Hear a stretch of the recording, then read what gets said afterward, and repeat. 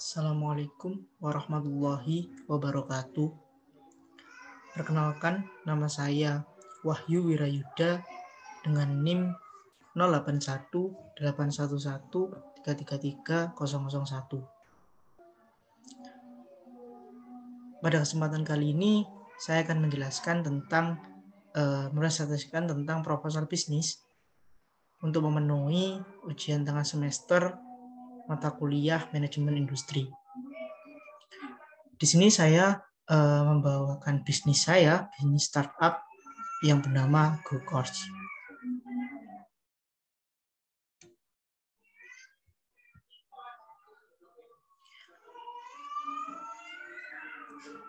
Perkembangan teknologi dari tahun ke tahun semakin maju atau meningkat.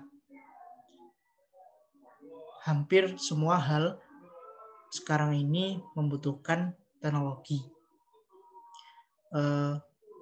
Hal ini berakibat pada tingkat penggunaan aplikasi oleh masyarakat Indonesia yang tinggi, sehingga ada hubungan di situ antara perkembangan teknologi dan munculnya atau meningkatnya tingkat penggunaan aplikasi terutama oleh masyarakat Indonesia. Di sisi lain, penyebaran informasi lowongan guru privat masih menggunakan media sosial sebagai media penyebaran informasinya. Namun dalam prakteknya penyebaran melalui sosial media tersebut memiliki beberapa kekurangan. Salah satunya yaitu efisiensi dari waktu. Terkadang ada lowongan atau membutuhkan beberapa hari dalam menghubungkan antara guru privat dan murid tersebut.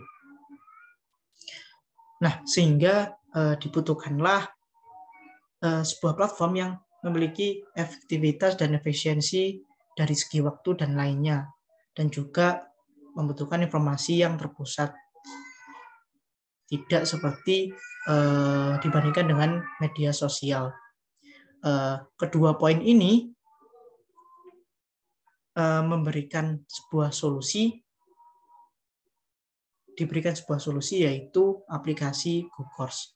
Nah, sehingga kemudian aplikasi GoCourse ini diharapkan akan menjawab permasalahan kedua poin ini. GoCourse aplikasi berbasis online berupa pencarian guru privat. GoCourse ini bertujuan untuk menghubungkan seorang guru privat dengan murid. Aplikasi ini didesain hampir mirip seperti layanan Gojek, di mana dalam layanan Gojek ada penumpang dan ojek. Jika pada layanan GoCourse ini ada guru privat dan juga murid, sehingga dalam prosesnya nanti akan ada order dari seorang murid dan juga persetujuan order dari guru privat, sehingga aplikasi ini hampir mirip seperti sistem dari Gojek itu sendiri. Nah, aplikasi ini memiliki beberapa keuntungan. Yang pertama, keuntungan efisiensi dari waktunya.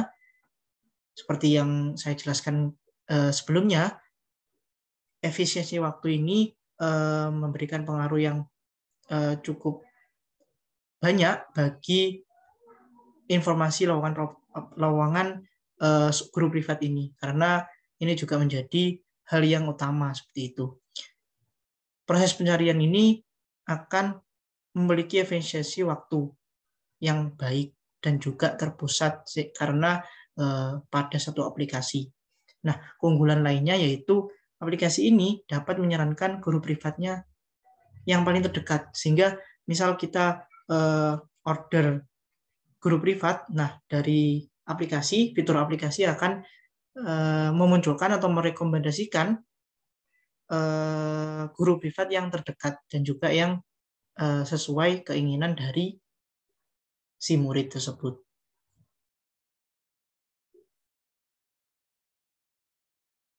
Analisa dengan kondisi Indonesia. Era kali ini masih menjadi pandemi COVID-19. Pandemi COVID ini menyebabkan proses tatap muka diminimalisir seperti itu, sehingga pembelajaran harus dilakukan secara online. Hal ini mengakibatkan baik dari guru privat dan murid menjadi saling membutuhkan, karena si guru privat juga terkena imbas dari adanya pandemi karena tidak bisa pembelajaran atau melakukan les secara offline, dan juga murid juga tidak bisa pembelajaran dengan guru di sekolah karena larangan proses tatap muka tersebut. Nah, dengan kedua problem ini membutuhkan banyak pembelajaran secara online, sehingga nanti akan juga banyak lowongan-lowongan atau murid-murid yang menginginkan adanya jasa dari guru privat ini. Seperti yang jelaskan sebelumnya, penggunaan aplikasi tinggi di masyarakat Indonesia. Nah, karena tingkat penggunaan aplikasi yang tinggi tersebut, kami membuat inovasi berupa aplikasi, sehingga informasi yang dulunya masih menggunakan media sosial sekarang digunakan aplikasi sebagai media penyebaran informasinya. Target jumlah pengguna. Nah, di target jumlah pengguna ini, target dari startup course ini adalah guru privat dan juga murid.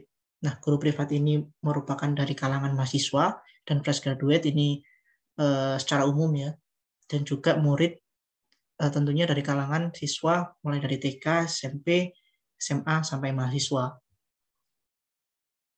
Nah, kemudian target sasarannya dibagi menjadi kota kecil dan kota besar, di mana kota kecil dan besar ini dipengaruhi oleh majunya pendidikan dan adanya sekolah atau kampus favorit di daerah tersebut, sehingga tidak bisa dipungkiri tingkat pendidikan dan juga adanya kampus tersebut sebanding dengan banyaknya nanti guru privat atau murid yang membutuhkan. Contoh saja pada kota-kota besar seperti Surabaya dan Malang. Di sana terdapat kampus-kampus favorit dan juga pendidikannya sudah maju. Nah, ini juga mengakibatkan yang rata-ratanya di 100 transaksi per bulannya, pada kota besar hampir 2-3 kali lipatnya. Nah, ini jika di total rata-ratanya 5.000 transaksi per bulannya. Dan kemudian akan menghasilkan, nah karena di sini basisnya aplikasi, selain transaksi juga dihitung dan juga pengguna yang mengunduh aplikasi juga dihitung. Di sini target totalnya yaitu 10.000 pengguna untuk tahun pertama. Kemudian analisa kebutuhan produksi. Nah, analisa kebutuhan produksi ini karena di sini merupakan aplikasi, maka kebutuhannya berupa aplikasi-aplikasi atau berupa kebutuhan dalam pembuatan dan pengembangan aplikasi.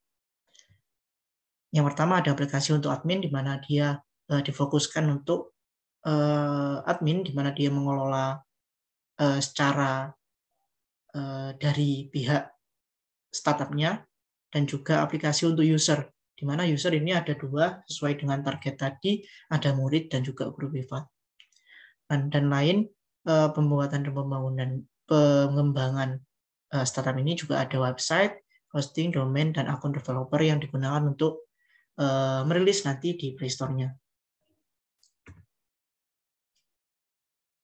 Skema pembuatan aplikasi. Nah, di awal startup ini perlu yang namanya pembuatan aplikasi, karena di sini menjadi faktor utama.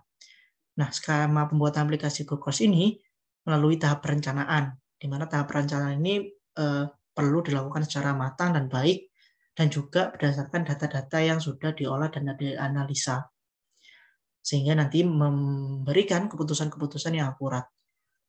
Kemudian lanjut ke tahap pengumpulan dan konten fitur. Nah, di sini akan dipilih fitur-fitur apa saja atau konten-konten apa saja yang akan masuk pada aplikasi tersebut.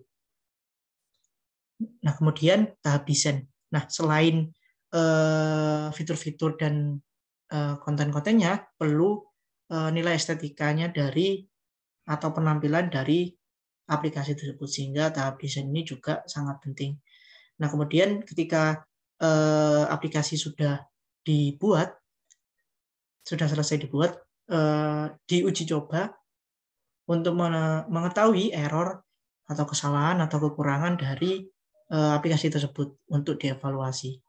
Nah, kemudian ketika aplikasinya sudah fix untuk evaluasi dan lainnya, masuk ke tahap perilisan. Nah, tahap perilisan ini berupa nanti aplikasi akan diupload atau dirilis ke Play Store seperti itu, sehingga nanti pengguna dari GoCourse dapat mengunduh melalui Play Store tersebut.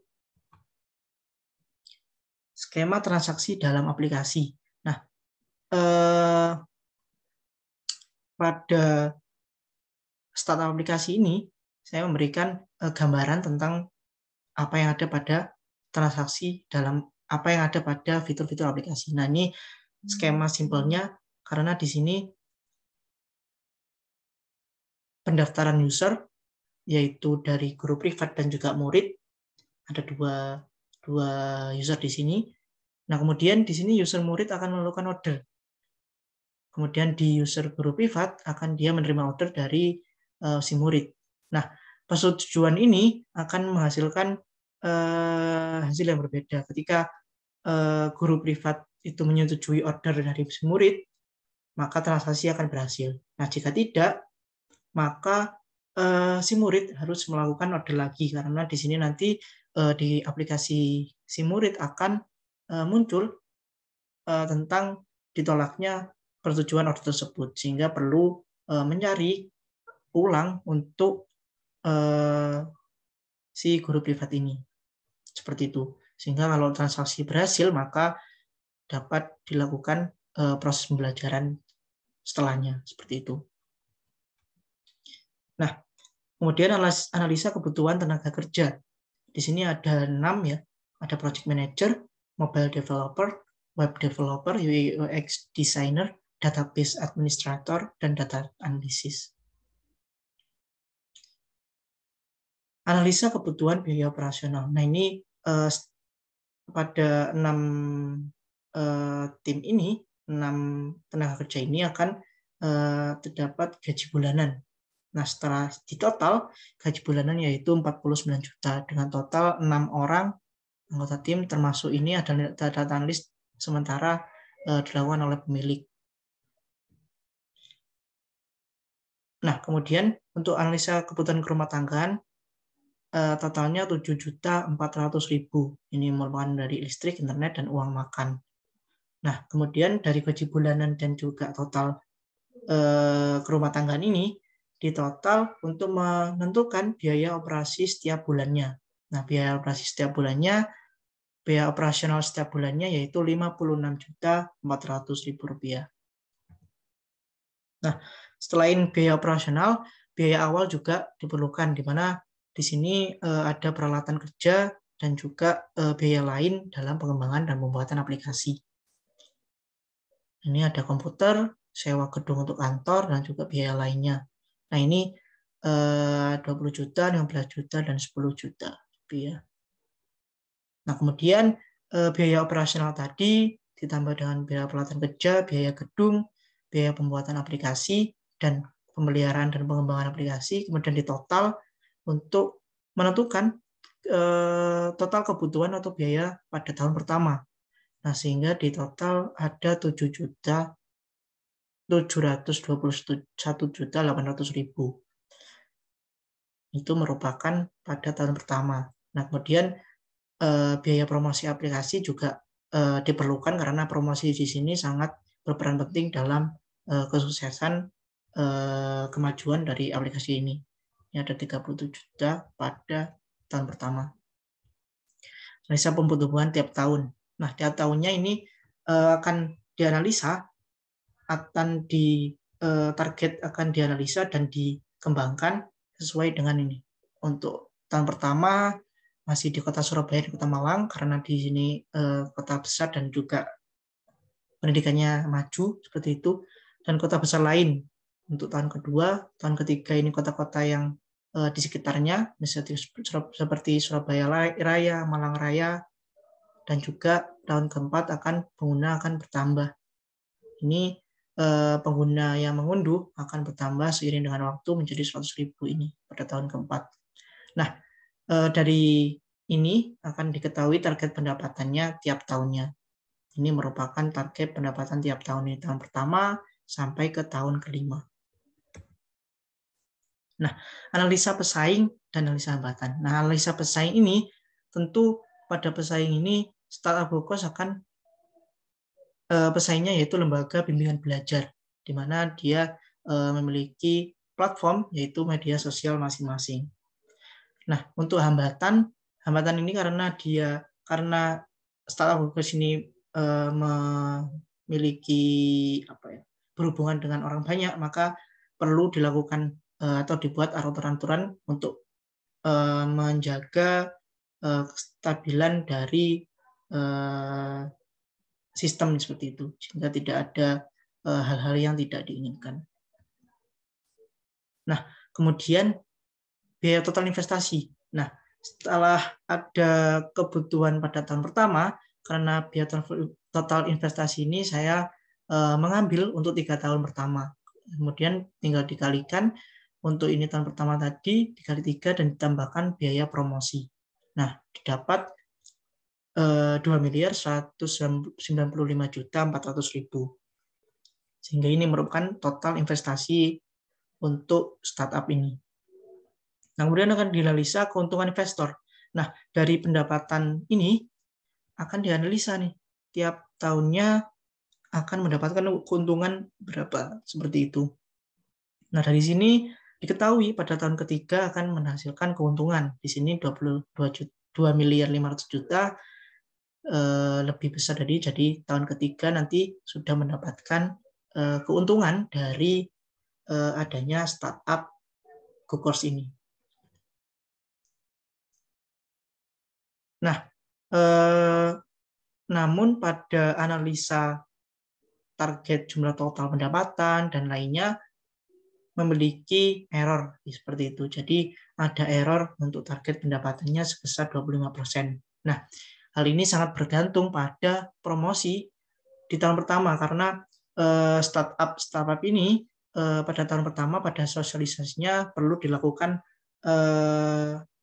hal yang sangat urgent seperti itu. Karena pada sebelumnya startup memiliki kekurangan dalam hal promosi tersebut sehingga aplikasi-aplikasi tersebut tidak memiliki peminat dalam mengunduh seperti itu. Jadi sehingga tidak ada pengguna yang menggunakannya.